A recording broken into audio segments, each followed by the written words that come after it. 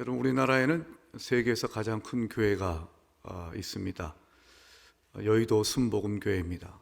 1993년, 벌써 지금부터 30년 전에 여의도 순복음교회 및 지교회에 등록한 성도의 수가 70만 명이 넘어서 당시 기네스북에 등재될 정도였습니다.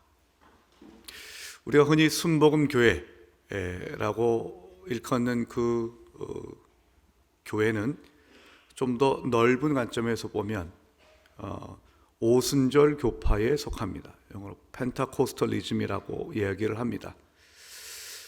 이 오순절 교파는 사실 한국에서는 이제 장로교가 굉장히 이제 많이 있어요. 어딜 가나 대개는 이제 장로교가 많이 있습니다. 하지만 전 세계적으로 보면 이제 교파의 교세는 이 오순절교가 장로교보다 훨씬 더 큽니다. 전 세계 약 25억의 기독교 인구가 있다라고 파악이 되는데, 그 가운데 천주교가 50%가 넘는 한 13억, 정교회, 러시아 정교회, 그리스 정교회, 지금 이제 전쟁하고 있는 러시아나 우크라이나가 정교회라고 하는 종교를 갖고 있죠. 그 정교회가 약 3억이고요. 나머지 9억이 개신교회인데, 이 개신교회는 장로교도 있고 침례교도 있고 감리교도 있고 오순절교도 여기에 속해 있는데, 이 9억의 개신교도 가운데 가장 많은 성도수를 차지하고 있는 데가 바로 오순절 교파입니다. 네, 여러분, 이 오순절 교파는 20세기 초반에 태동이 되었습니다. 장로교는 이제 종교개혁의 후예이기 때문에 그보다 훨씬 더 오래전에 태동이 되었지만, 불과 120-30년 밖에 되지 않는 오순절 교단이 개신교 안에서 가장 큰 교세를 이루게 된 까닭은 무엇보다도 성령에 대한 강조, 바로 거기에 있다라고 보여집니다. 근데 이 오순절주의, 순복음교회, 이 오순절주의라고 하는 이 교파의 이름이 비롯되고, 그들이 정말 성령의 운동의 가장 핵심적인 본문으로 삼는 것이 바로 오늘 우리가 함께 읽은 사도행전 2장입니다. 그래서 오늘 1절이 오순절이라고 하는 단어가 나오지 않습니까? 오순절 날이 이미 이름에. 자, 이 오순절이라고 하는 것은 사실 이제 성경 당시 그 시대에 유대인들의 이제 명절 가운데 하나였죠. 6월절 어린 양으로 예수님이 돌아가셨는데, 6월절이 지난 다음에 오는 6월절 다음에 안식일, 그 안식일 직후에 오는 주일이 초실절이라고 합니다. 그 초실절로부터 50번째 되는 날을 오순절이라고 합니다. 그래서 오순, 순은 초순, 중순, 하순 할 때 열을 뜻하는 순입니다. 그래서 50일째 되는 날, 그 오순절은 사실은 보리추수를 끝내고 하나님께 감사하는 사실 농사의 절기였습니다. 우리나라가 설과 또 이제 추석이 있는데, 추석이 이제 한 해의 농사에 대한 감사로서 조상님께 제사도 드리고 함께 가족들이 모이는 것처럼, 오순절은 원래 유대인들에게서는 농사의 절기였습니다. 그 오순절에 아주 하나님께서는 그야말로 이 역사의 분기점이 되는 위대한 일을 행하셨습니다. 그것은 바로 성령의 충만함을 부어주시는 사건이었습니다. 물론 성령께서는 그때서야 비로소 나타난 것은 결코 아닙니다. 성령께서는 창세기 1장 2절부터 나타납니다. 태초에 하나님이 천지를 창조하시니라. 땅이 혼돈하고 공허함이. 그러나 하나님의 영이 수면에 운행하셨습니다. 천지 창조의 동력자셨습니다. 천지 창조는 삼위 하나님께서 이루신 사역입니다. 그리고 구약에도 성령은 이제 여러 하나님 택하신 사람들에게 임합니다. 예수님은 성령으로 잉태되셨습니다. 그리고 성령 충만하셔서 역사하셨습니다. 하지만 오늘의 이 사건이, 사도행전 2장이 중요한 이유는 어디에 있는가 하면, 그것은 첫 번째, 예수의 십자가와 부활. 예수의 십자가와 부활, 이 하나님의 구속사역의 절정이 있고 난 다음에 하나님의 아들 예수 그리스도께서 승천하시고 하나님 아버지께서 약속하셨고 예수님께서 약속하셨던 그 성령이 마침내 부활하신 주님께서 우리에게 약속하신 그 성령이 충만히 임하심으로 성령의 시대가 시작되었다는 점에 있습니다. 오늘 본문을 통해서 불과 130년밖에 되지 않았던 오순절 교파가 이토록 큰 교세를 차지할 수 있었던 것은, 우리가 비록 장로교에 속해 있지만 다시 한번 성령 운동은 어떤 것이고 성령 하나님은 어떤 분이고 우리는 앞으로 어떤 교회가 되고 어떤 성도가 되어야 될지에 대해서 많은 시사점을 준다라고 봅니다. 오늘 세 가지 메시지를 갖고 여러분들하고 좀 보겠습니다. 첫 번째 메시지는 이것입니다. 성령 충만한 120명이 200만 명을 능가합니다. 자, 오순절이라는 시간적 배경이 있습니다. 오순절이 되었는데 이제 많은 사람들이 오순절이 되어서 예루살렘 성전으로 모여들고 있었습니다. 유월절, 오순절, 장막절 이 세 개의 절기는 구약의 대표적인 3대 명절입니다. 하나님께서는 이 3대 절기 때는 유대인 성인 남자들은 예루살렘에 와서 제사를 드리라고 말씀하셨습니다. 그런데 요세푸스라고 하는 주 1세기의 역사가가 지은 고대사에 따르면 유대 고대사라고 하는 그 책을 보면 이 6월절에 모여들었던 이런 3대 절기 때 모여들었던 인원이 그 사람에 따르면 200만 명이 넘었었다라고 얘기합니다. 대단한 인구입니다. 물론 성인 남자와 그와 함께 했었던 아들을 데려올 때도 많이 있었으니까요. 그들 모두 다 합한 숫자입니다. 이 요세푸스의 기록을 우리가 액면 그대로 다 인정하지 않는다 할지라도 우리가 일단은 그 숫자를 감안하고 한번 생각을 해보면 200만 명이 모여든 성전에 가서 제사를 드리고자 모여들었던 200만 명이 있었는데 성전도 아닌 한 집의 다락방에서 기도하고 있었던 120명에게 성령이 충만히 임하심으로 하나님의 구원의 역사는 터닝 포인트를 이루게 됩니다. 여러분, 200만 명 대 120명이면요 120명은 200만 명의 0.006%에 불과합니다. 1%에도 한참 못 미칩니다. 그런데 하나님의 역사는, 하나님의 구원의 역사의 그 도도한 흐름은 누구에게 있는가? 형식적으로 예배를 드리러 왔던 그 200만 명에게 하나님께서는 그들에게 하나님의 구원의 역사를 맡기지 않으셨습니다. 비록 한 집에, 비록 게스트하우스였던 다락방에서 120명밖에 되지 않는 사람들이 모였지만 그들은 예수 그리스도의 십자가의 죽음을 보고 예수의 부활하신 주님을 보았고, 그리고 그 주님께서 승천하시기 전에 말씀하셨던 하나님 아버지의 약속을 기다리라. 요한은 물로 세례를 주었지만 몇 날이 못돼요. 너희는 성령으로 세례를 받을 것이다. 오직 성령이 너에게 임하시면 너희가 권능을 받고 땅끝까지 이르러 내 증인이 될 것이다 라고 하는 예수님의 말씀을 믿고 그들은 기도하였습니다.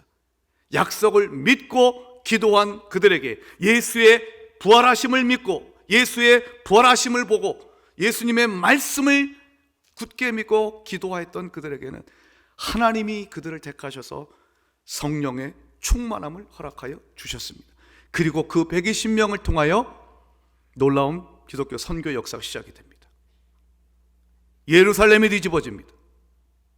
유대가 변합니다. 사마리아까지 갑니다. 그리고 땅끝에 시작점이라고 하는 로마 제국의 로마에서 바울은 복음을 담대히 전하게 됩니다. 2020년 인구 센서스에 따르면 대한민국의 교인들의 수는 약 850만 명으로 집계됐습니다. 여러분, 2년이 지난 교세가 좀 줄었다 할지라도 800만 명으로 본다면 여러분 우리나라의 인구의 800만 명이면요 약 16%입니다. 그럼 제가 한번 여러분들의 질문을 한번 드리겠습니다. 120명의 성령 충만했던 마가의 다락방에 있었던 그 사람들이 영적 파워와 오늘날 대한민국의 인구의 16%를 차지하는 800만 명의 한국교회 교인들의 영적 파워와 어디가 더 강하다고 생각하십니까? 단순 비교할 수 없겠지만 저는 이 120명의 영적 파워가 더 강하다고 저는 생각합니다. 여러분 성령 충만하면 120명이 성령 충만한 120명은 성령이 내게 있는지 없는지도 잘 알지 못하는 채 분간이 되지 않게 살아가고 있는 교인이 800만 명보다는 그 120명의 성령 충만한 자들이 하나님의 역사의 도구가 된 줄로 믿습니다.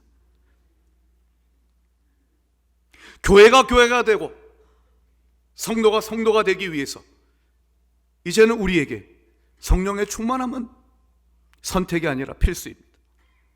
사랑하는 성도 여러분, 저는 안양제일교회 이 본당이 2000년 전 마가의 다락방이 될 수 있기를 진심으로 소원합니다. 여러분들이 기도하는 120명이 되기를 주의 이름으로 축복합니다. 여러분들이 성령의 충만함을 받아서 내 힘으로 되지 아니하였고 내 능력으로 되지 않았던 그 어떤 일도 큰 산도 평지로 이루시는 하나님의 역사를 경험하고 여러분을 바라보는 모든 자들이 여러분에게서 교회가 세상의 소망이기를 여러분 믿게 되는 주의 축복이 있기를 우리 주님의 이름으로 축복합니다. 방금 전에 우리 장로님께서 기도한 가운데 제가 가슴 뭉클했던 장면이 있습니다. 교회가 청년의 희망이 되게 해주십시오.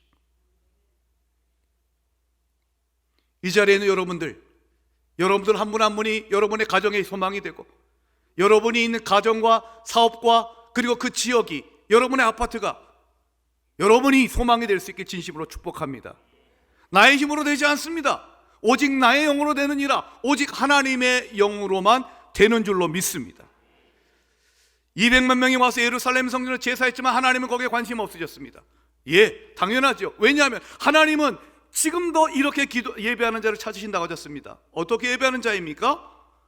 영과 진리로 예배하는 자였습니다. 사랑하는 여러분, 예수님의 몸이 성전입니다. 성령이 임한 여러분들 한 분 한 분이 우리가 바로 성전인 줄로 믿습니다.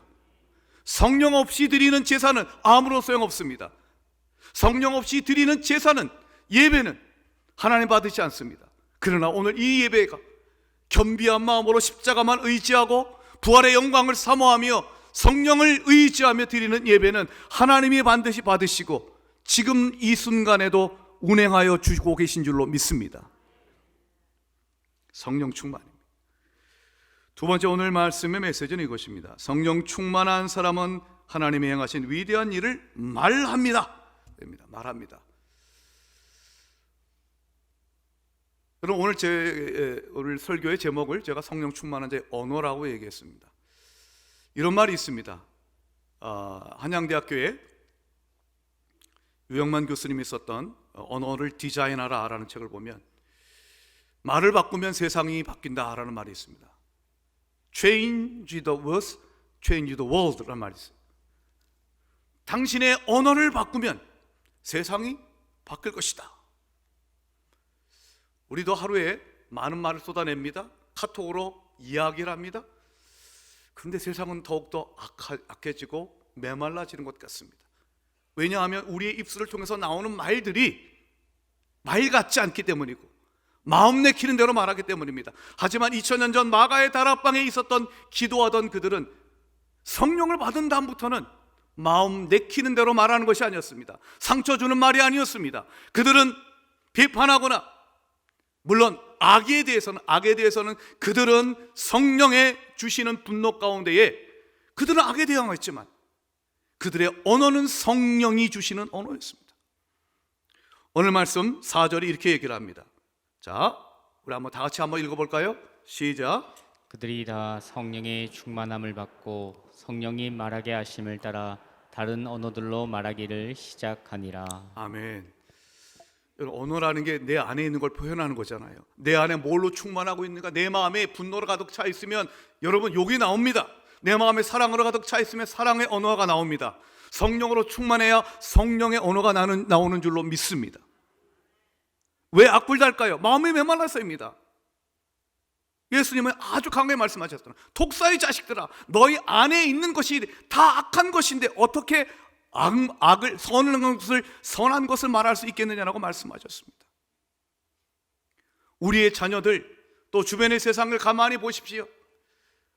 악한 말을 하고 악한 글을 하고 SNS를 통해서 가짜 뉴스가 판을 치고 험담하고 비방하고 욕합니다.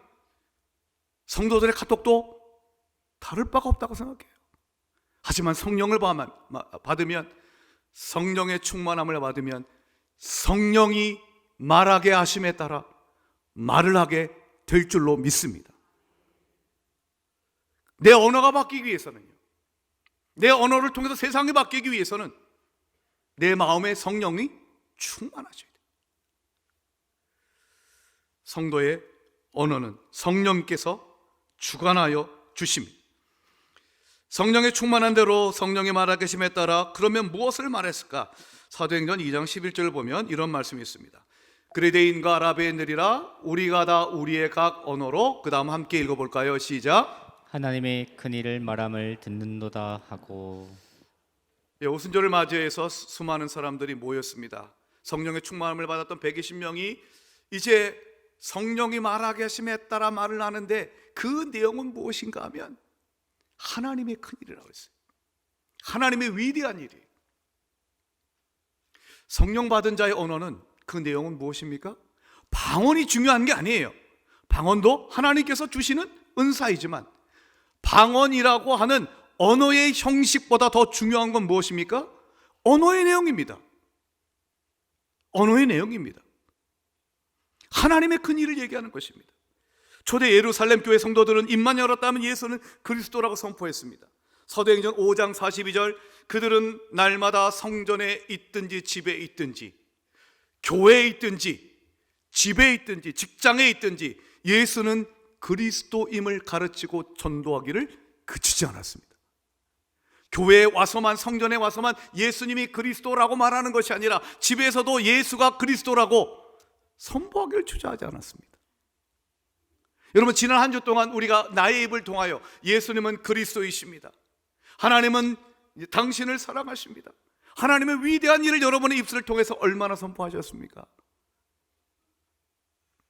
오늘 이 시간 기도하는 여러분들, 예배하고 있는 여러분들, 우리의 영이 하나님의 영으로 충만하여서 우리의 입술이 달라지고 우리의 혀가 달라질 수 있기를 진심으로 바랍니다. 오늘 말씀을 보면 120명이 기도할 때 하늘로부터 급하고 강한 바람 같은 소리가 들렸다라고 했습니다. 그리고 두 번째는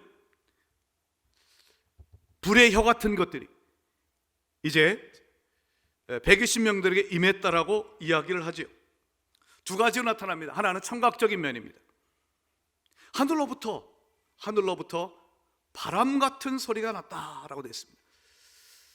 우리가 성령이라고 일컫는 히브리어 루하흐 또는 헬라어 푸뉴마인데요, 이제 1년 동안 이 단어가 이제 좀 자주 나올 테니까 할렐루야 아멘처럼 그냥 기억해 두시면 좋을 것 같습니다. 루하흐, 히브리어 루하흐는 성령이란 뜻도 있지만 바람이란 뜻도 있고 숨결이란 뜻도 있습니다. 푸뉴마라는 헬라어도 마찬가지입니다.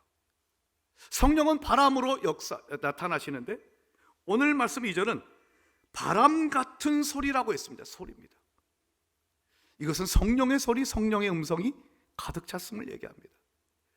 2절에서 말하는 소리는요, 영어 여러분 에코라고 들어보셨죠? 야, 에코가 심하다, 많다, 반향, 메아리란 뜻입니다. 그 단어가, 영어 단어가 여기 2절에 나온 소리, 에코스라는 단어에서 나온 단어예요. 그 바람 같은 성령의 소리가 온 집안에 기도하는 그 자리에 가득했음을 얘기합니다. 여러분, 교회는 어떤 곳입니까? 성령의 음성으로 가득 찬 곳입니다. 믿음의 성도의 집안은 무엇으로 가득 차야 되겠습니까? 성령의 음성, 하나님의 소리, 찬양으로 가득하고 기도의 소리로 여러분의 가정이 채워질 때에 그것이 바로 천국인 줄로 믿으시기 바랍니다. 하나는 청각적으로 나타났지만 또 한 가지는 시각적으로 나타났습니다. 그것이 불의 혀입니다. 오늘 말씀 3절에 보면 마치 불의 혀처럼 갈라지는 것들이 그들에게 보여 각 사람 위에 하나씩 임하여 있더니 라고 말씀하고 있습니다. 여러분, 불이 타오르는 것을 이제 보신 적이 있으시죠? 그리고 가만히 불 보면 이 불이 갈래가 있잖아요. 이 갈래 저 갈래가 있죠. 그 갈래를 오늘 말씀 3절은 불의 혀라고 표현한 거예요. 불의 혀. 그 불의 갈래가 그 자리에 있었던 한 사람 한 사람에게, 각 사람에게 120명 한 사람도 빠짐없이 그 불의 혀가 시각적으로 임한 것이 보여진 거예요. 그러면 하나님은요, 성령은 사람 차별하지 않아요. 사도에게만 성령 주시는 것이 아닙니다. 예수님의 육신의 부모님에게만 주는 것도 아니었습니다. 기도하고 성령을 사모하는 자들에게는 불의 혀 같은 성령이 여러분 가운데 임할 줄로 믿습니다. 근데 한 가지 재미있는 사실은 왜 이 불의 갈래를 혀라고 표현했을까라고 하는 것입니다. 시각적으로 보여지지만 혀는 사실은 소리와 관련되지 않습니까? 말과 관련된 단어이지 않겠습니까? 실제로 불의 혀 할 때 이 혀라고 하는 단어, 헬라어는 글로사라고 하는 단어인데 4절에 보면 다른 언어라고 번역되어 있죠. 이 언어라고 하는 단어도 글로사입니다. 즉 3절에 혀도 글로사, 4절에 다른 언어도 글로사.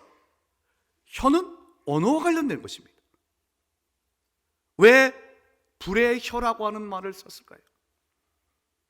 그것은 성령이 임하면, 성령이 충만하면 우리의 혀가, 우리의 입이 성령께서 주시는 말씀을 담고 성령이 주시는 언어를 담고 성령이 말하게 하심에 따라 말하게 되는 성령의 혀가 되기 때문인 줄로 믿습니다. 성령이 임하지 않고 평범한 사람들은, 우리의 혀는 참 이 세치어를 길들이기가 너무너무 어렵습니다. 그렇지 않습니까, 여러분? 야고보서 3장 8절을 보면 혀는 능히 길들일 사람이 없다라고 되어 있습니다. 자고로 동양에서도요, 한자 문화권에서도 이 혀를 길들일 줄 아는 사람이 군자다라고 얘기합니다. 여러분이 여러분의 혀를 제어할 자신이 있으십니까? 성경은 비관적입니다. 야고보서는 분명히 말했습니다. 혀를 능히 길들일 자가 없나니라고 했습니다. 이는 힘으로 되지 않습니다. 능력으로 되지 않습니다. 하지만 성령이 임하면 우리의 혀는 성령의 혀가 되어서 성령이 말하게 하심에 따라 성령의 언어를 선포하게 될 줄로 믿습니다. 그 성령의 언어는 찬양이고, 그 성령의 언어는 기도고, 그 성령의 언어는 전도고 선교입니다. 성령께서 우리의 혀를 주장하여 주셔야 돼요. 그러면 하나님의 큰 일을 말하고 하나님의 위대하신 구원의 역사를 전하며 살게 되는 인생이 되는 것이죠. 이번 주에 말레이시아 팀이 떠나면 총 5개 선교팀이 선교의 사역을 잘 마치게 됩니다. 언어가 다릅니다. 네팔, 캄보디아, 요르단, 베트남, 말레이시아. 각 선교지마다 상황이 다르고 언어가 다릅니다. 하지만 여러분, 이 선교팀들이 각각 5군데의 선교지로 갔지만 그들의 입을 통해서 나온 것은 한 가지입니다. 하나님의 큰일, 위대한 예수 그리스도의 구원의 사역인 줄로 믿습니다. 왜요? 성령이 그들을 주장하시고 선교지에서는 오직 성령이 말하게 하심에 따라 말해야 하기 때문에 그렇습니다. 나중에 여러분 3월 달에, 현재 3월 3일 성령 집회 때 선교 보고를 받을 텐데 나중에 한번 들어보십시오. 다녀온 선교지는 다르지만 그들이 행한 것은 단 한 가지, 오직 예수는 그리스도시요 하나님의 위대한 구원의 사역을 증거하고 또한 삶으로 보여주고 온 줄로 믿습니다. 여러분, 이번에 선교팀이 가운데 특징 가운데 하나는 가족 단위로 가는 사람들이 많다는 거예요. 부모가 어린 자녀들과 함께 선교하러 갔습니다. 말로만 맨날 가르치는 것이 아니라 직접 현장에 데려갔습니다. 저는요, 가족이 부모와 자녀가 소통이 안 된다라고 얘기를 하는데, 부모와 자녀가 소통이 될 수 있는 좋은 방법이 있습니다. 부모도 성령 받고 우리 자녀도 성령 받으면 성령 받은 자의 언어는 하나님의 큰 일을 말할 터이니 소통하게 될 줄로 믿습니다. 성령 충만한 가정은 화목하게 될 줄로 믿습니다. 세대가 다르면 언어의 차이가 있기 마련입니다. 세상의 언어는 다르지만 사용하고 표현하는 방식은 다르다 할지라도 부모 세대이든 자녀 세대이든 사랑하는 여러분, 성령이 임하시면 하나님의 위대한 구원의 역사를 말하기에 그 가정은 화목하고 소통이 되는 축복된 가정이 된 줄로 믿으시기 바랍니다. 여러분, 내 가정이 잘 되길 원하십니까? 우리의 가정이 화목하길 원하십니까? 그러면 가족 모두가 다 성령 충만하길 기도하십시오. 여러분의 거실이, 여러분의 집안이 마가의 다락방이 되길 기도하십시오. 무릎 꿇고 기도하십시오. 손을 들고 기도하십시오. 찬양하십시오. 성령이 임하여 여러분의 가정이 바로 하나님의 위대한 일을 선포하고 예수 그리스도만을 가르치는 복된 마가의 다락방이 될 줄로 믿습니다. 마지막 세 번째, 성령 충만은 모든 민족에게 복음을 전하기 위해 주셨습니다. 이런 질문 한번 던져봅시다. 왜 하나님께서는 오순절에, 하필이면 오순절이라는 그날에 성령의 충만함을 주셨을까? 그 이유는 그 오순절에 사람들이 몰려들기 때문입니다. 근데 그 모여든 사람들의 특징에 대해서 오늘 말씀 그 다음 절에 있는 사도행전 2장 5절은 이렇게 얘기를 합니다. 먼저 보겠습니다. 그때 경건한 유대인들이 천하 각국으로부터 와서 예루살렘에 머물러 있더니, 경건한 유대인은 하나님의 말씀을 순종하는 당시 유대인들을 얘기를 합니다. 구약의 말씀이 있죠. 그래서 구약에서 말씀하신 대로 그들은 이제 철기가 되어서 예루살렘에 와서 이제 성전에 가서 제사를 드리게 되었습니다. 그런데 그 당시에 몰려들었던 사람들을 2장 5절에 보면 천하 각국이라고 얘기를 합니다. 천하 각국, 영어로 좀 써서 죄송합니다만 천하 각국을 영어로 쓰면 every nation under heaven, 하늘 아래에 있는 every nation, 모든 민족이라는 뜻입니다. 여러분, 모든 민족이라는 단어, 모든 족속이라는 단어, 여러분들이 성경 선교와 관련해서 이 말씀을 한번 들어보셨을 것입니다. 마태복음 28장 19절, 예수님이 승천하시기 전에 제자들에게 주셨던 말씀, 너희는 가서 모든 민족에게 제자를 삼아라. 모든 민족, 그게 바로 천하 각국 할 때 그 각국과 동일한 단어입니다. 이 사도행전의 전편에도 누가복음 마지막 장 24장에도 예수님이 승천하시기 전에 하셨던 말씀이 있습니다. 누가복음 24장 47절과 48절, 또 그의 이름으로 죄사함을 받게 하는 회개가, 예수의 이름으로 죄사함을 받는 그 회개가 예루살렘에서 시작하여 모든 족속에게 전파될 것이 기록되었으니 너희는 이 모든 일의 증인이라. 그 모든 족속이 천하 각국 할 때 각국과 동일한 얘기예요. 자, 이미 예수님께서는 천하 각국에게, 모든 민족에게 복음이 전파될 것을 이미 예언하셨고, 제자들이 바로 그 일의 증인이 될 것이라고 선포하셨습니다. 그리고 마침내 예수님이 승천하시고 오순절이 되어서 성령에 충만하자 120명은 그 자리에 천하 각국에서 모여든 사람들, 모든 민족을 대표하는 그들에게 그들의 언어로, 그들이 이해할 수 있는 언어로 복음을 전하자 그들이 복음을 듣게 되고 그들 가운데서 회개하는 자가 생겼던 것입니다. 여러분, 이 사건은 바로 하나님께서 이제 모든 민족에게 선교사를 보내셔서 그들이 이해할 수 있는 언어로 복음을 전하실 것이라고 하는 열방을 향한 하나님의 선교 계획을 단적으로 보여주고 그것이 반드시 이루어질 것을 보여주는 사건입니다. 성령이 왜 우리에게 오셨습니까? 여러분, 왜 성령 충만을 사모하십니까? 성령 충만은 선교하라고 주시는 것입니다. 사도행전은 성령행전이요 선교행전인 줄로 믿습니다. 사도행전 2장 8절을 보면 천하 각국에서 모였던 사람들이 이렇게 얘기를 합니다. 우리가 우리 각 사람이 난 곳 방언으로 듣게 되는 것이 어찌 됨이냐. 지금도 열방 가운데서는 그 나라의 언어로 번역되지 않은 성경, 그 나라의 언어로 번역된 성경을 갖지 않은 민족들이 제법 있습니다. 그들을 미전도 종족이라고 얘기를 합니다. 2000년이 넘는 기독교의 역사가 있었고 선교의 역사가 있었지만 예루살렘으로부터 시작된 그 복음의 역사가 2000년 동안 달려왔지만 아직까지도 열방 가운데서 예수의 이름을 그들의 언어로 듣지 못한 민족들이 있습니다. 그들에게 찾아가는 것, 그들에게 찾아가고자 하는 자, 그들에게 가서 예수를 그리스도라고 선포하는 자, 하나님은 그들에게 성령의 충만함을 반드시 허락하여 주실 줄로 믿습니다. 설교를 마감하며 한 가지 이야기를 좀 들려드리겠습니다. 20세기 최고의 전도자였던 빌리 그레이엄 목사님이 한 번은 미국의 한 교회에 찾아가서 그 교회 목사님과 이러저러한 얘기를 나누게 되었습니다. 목사님이 마음에 근심하는 표정으로 빌리 그레이엄 목사님에게 이런 얘기를 했습니다. 목사님, 저희 교회는 알코올 중독자, 술 주정뱅이가 몇 명 있습니다.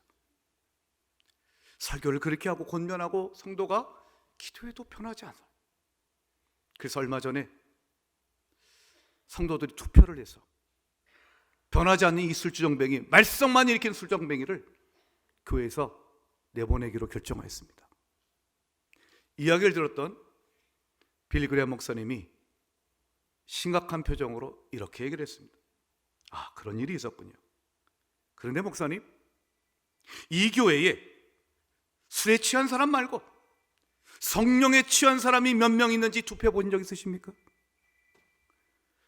세상 술에 취해 있는 것도 문제이지만 교회의 더 큰 문제는 성령에 취해 있지 못한 것이 더 큰 문제입니다. 여러분 동의하실 수 있으십니까? 에베소서 5장 18절, 바울을 통해 하나님이 이렇게 말씀하셨습니다. 술 취하지 말라. 이는 방탕한 것이니 오직 성령으로 충만함을 받으라. 성령으로 충만하지 않으면요, 내 속이 허전해서 술을 찾습니다. 세상의 쾌락을 찾습니다. 하지만 성령으로 충만하면 술 취하지 아니하고 오직 하나님 나라의 위대한 비전을 내 가슴에 품고 하나님 나라의 언어를 이야기하고 하나님 나라의 위대한 일을 전하며 살아가는 인생이 될 줄로 믿습니다. 성령 충만하십시오. 그리하여 온 세상을 하나님의 나라로 이루길 원하시는 그 주님의 뜻에 순종하여 여러분이 있는 그곳에서 주님의 언어로, 하늘나라의 언어로 하나님의 위대하신 일을 선포하고 사시는 복된 인생 되시길 우리 주님의 이름으로 축원드립니다. 기도하겠습니다. 하나님 감사합니다. 우리에게 성령을 충만케 하셔서 성령이 말하게 하심에 따라 말하게 하여 주시옵소서. 내 마음이 내키는 대로 말하지 않게 하시고 성령이 충만하여 하늘의 언어를 내 혀를 통하여 말할 수 있도록 인도하여 주시옵소서. 그리고 마침내 예수가 그리스도이시고 하나님의 위대한 큰 일을 날마다 선포하며 전하며 살게 하여 주시옵소서. 예수 그리스도의 이름으로 기도드리옵나이다. 아멘.